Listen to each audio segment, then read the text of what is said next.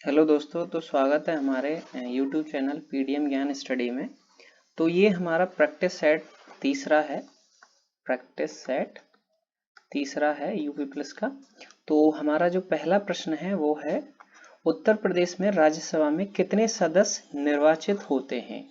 तो हमारे ऑप्शन है, ए है 41, बी है 31 और इसका जो राइट आंसर है वो है 31 सदस्य निर्वाचित होते हैं। और जो लोकसभा में सीटें हैं वो हैं यूपी की 80 सीटें हैं और विधानसभा में हैं 403 और 31 ये है ही हैं राज्यसभा में। तो अगला हमारा प्रश्न है, जेके मंदिर कहाँ स्थित है। ये एक जेके मंदिर है और ये कहाँ है, लखनऊ, मेरठ, कानपुर। इसका जो राइट आंसर है वो है कानपुर। तो जो जेके मंदिर है वो कानपुर में स्थित है। तो इसका जो राइट आंसर है वो है सी। तो आगे हम बढ़ते हैं, अगला हमारा तीसरा प्रश्न है। तो तीसरा प्रश्न, जीएसटी के तहत निम्नलिखित में से कौन सा केंद्रीय स्तर का कर है। तो जीएसटी के तहत, तो ऑप्शन ए है सेवा कर। तो यही है हमारा, इसका जो राइट आंसर है वो है सेवा कर। तो चौथा हमारा प्रश्न है, भारत में नक्सलवाद का प्रारंभ किस राज्य से हुआ। तो जो नक्सलवाद का मतलब इंडिया में हम बात करते हैं नक्सलवाद की, तो इसका जो प्रारंभ है वो पश्चिम बंगाल से हुआ है। तो इसका जो राइट आंसर है वो है पश्चिम बंगाल। तो डायरेक्टली प्रश्न आता है कि नक्सलवाद का प्रारंभ किस राज्य से हुआ है, तो पश्चिम बंगाल है। तो आगे हमारा प्रश्न है, तो ये पांचवा प्रश्न है। तो पुलिस थाने का कार्यालय लिपिक, रिकॉर्ड कीपर और लेखपाल कौन होता है। जो पुलिस थाने में रिकॉर्ड रखता है और मतलब कार्यालय लिपिक, रिकॉर्ड कीपर और लेखपाल मतलब जो मतलब एफआईआर वगैरह लिखते हैं, तो वो कौन होता है। तो ऑप्शन ए है हमारा कांस्टेबल, बी है हेड कांस्टेबल, सी है द्वितीय अधिकारी और डी है थाना प्रभारी। तो जो कार्यालय लिपिक होता है वो थाना प्रभारी होता है। इसका जो राइट आंसर है वो है डी। तो छठा हमारा प्रश्न है कि भारत के किस राज्य में प्रत्यावर्ती मानसून का अधिक प्रभाव रहता है। तो प्रत्यावर्ती मानसून का जो प्रभाव है, तो ऑप्शन हमारे हैं, ए है पंजाब, बी है तमिलनाडु, सी तो इसका जो राइट आंसर है वो है तमिलनाडु। तो मतलब अगर ये तो यहाँ ऑप्शन दिए हैं, अगर साथ में आंध्र प्रदेश मतलब आंध्र प्रदेश में भी प्रत्यावर्ती मानसून का प्रभाव रहता है। अगर मान लो आपको तमिलनाडु ना दिया हो और आंध्र प्रदेश दिया हो, तो आप आंध्र प्रदेश इसका राइट आंसर लगाना। तो ये भी मतलब ऑप्शन में अगर इन दोनों में से एक दिया हो तो आपको एक लगाना है, अगर दोनों दिए हैं तो तमिलनाडु पहले लगाना है। तो अधिक तमिलनाडु में रहता है। तो अगला हमारा प्रश्न है छठा, सातवां। तो सातवां प्रश्न है, सोडियम कार्बोनेट का व्यापारिक नाम क्या है। तो जो सोडियम कार्बोनेट है उसका व्यापारिक नाम है धोने का सोडा। तो इसको हम धोने के सोडे के नाम से भी जानते हैं। इसका राइट आंसर है ए। तो अगला हमारा आठवां प्रश्न है, अमेरिका की खोज किसने की थी। तो जो अमेरिका की खोज की थी कोलंबस ने। तो इसका जो राइट आंसर है वो है कोलंबस। तो ए है, ये इसका भी ए ही है। तो आगे हम बढ़ते हैं। तो अब है हमारा आठवां प्रश्न है, तो रक्त परिवहन की तंत्र की खोज किसने की थी। जो हमारी धमनियों में रक्त परिवहन होता है, उसके तंत्र की खोज किसने की थी।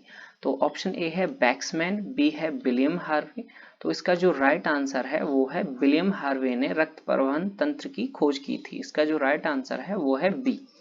तो अब है हमारा नौवां प्रश्न है, 1857 ईस्वी में कुंवर सिंह ने किस स्थान पर विद्रोह किया था। तो जो कुंवर सिंह जी थे, इन्होंने कौन से स्थान पर मतलब अपने विद्रोह किया था। तो ऑप्शन ए है मध्य प्रदेश, बी है उत्तर प्रदेश, सी है बिहार। तो इसका जो राइट आंसर है वो है बिहार। बिहार में ही कुंवर सिंह जी ने विद्रोह का स्टार्ट किया था। और उत्तर प्रदेश में लखनऊ में हजरत महल बेगम, तो इन्होंने लीड किया था। तो आगे हम बढ़ते हैं। तो यहाँ हमारा है 10वां प्रश्न है, तो भोपाल गैस त्रासदी हेतु कौन सी गैस उत्तरदायी है? तो जो भोपाल में गैस त्रासदी हुई थी उसके लिए कौन सी गैस उत्तरदायी है? तो ऑप्शन ए है फेनाइल आइसोसाइनाइड, दूसरा है इथाइल साइनाइड और सी है मिथाइल आइसोसाइनाइड। तो इसका जो राइट आंसर है वो है सी, मिथाइल आइसोसाइनाइड रेस्पॉन्सिबल थी भोपाल गैस त्रासदी में।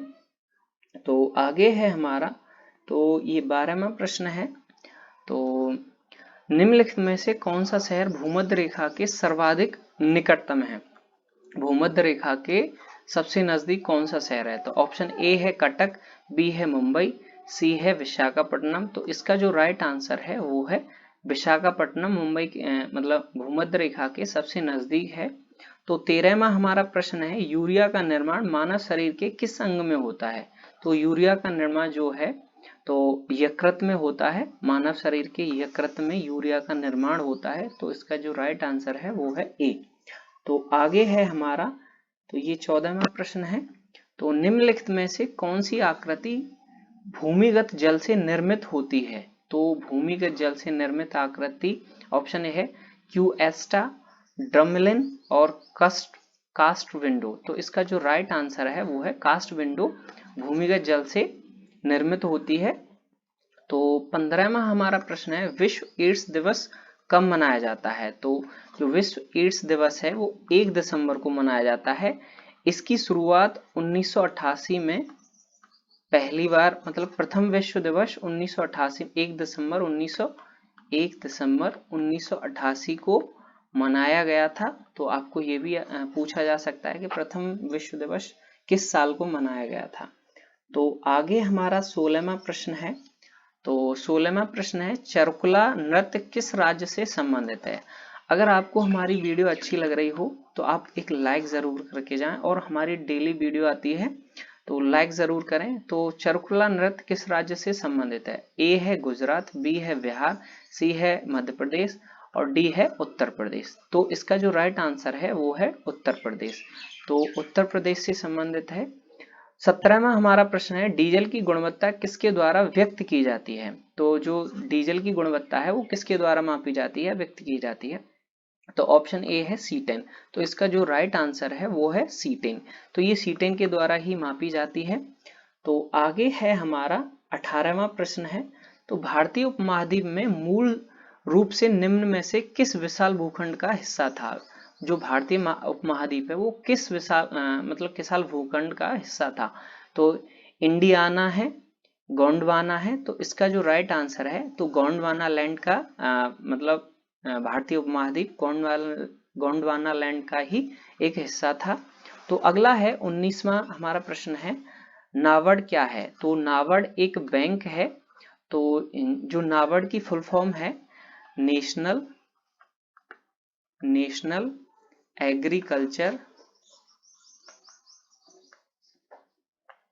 Agriculture rural development.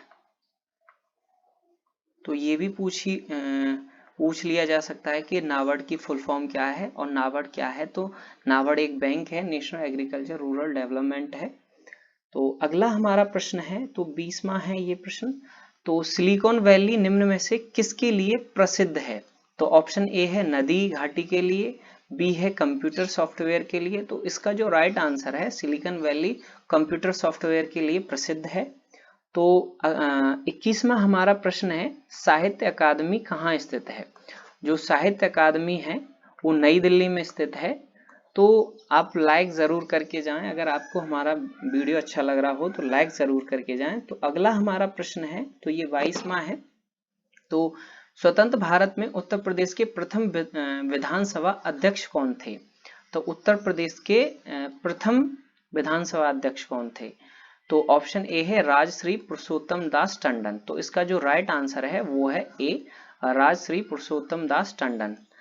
तो 23वां हमारा प्रश्न है, ग्रीन मफलर किस प्रदूषण से संबंधित है? जो ग्रीन मफलर है वो कौन से प्रदूषण से संबंधित है?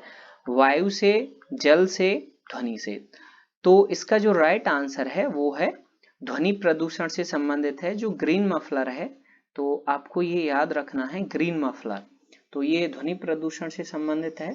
तो अगला हमारा 24वां प्रश्न है, भारत में चांदी की उपलब्धता के प्राचीनतम साक्ष्य कहाँ मिलते हैं?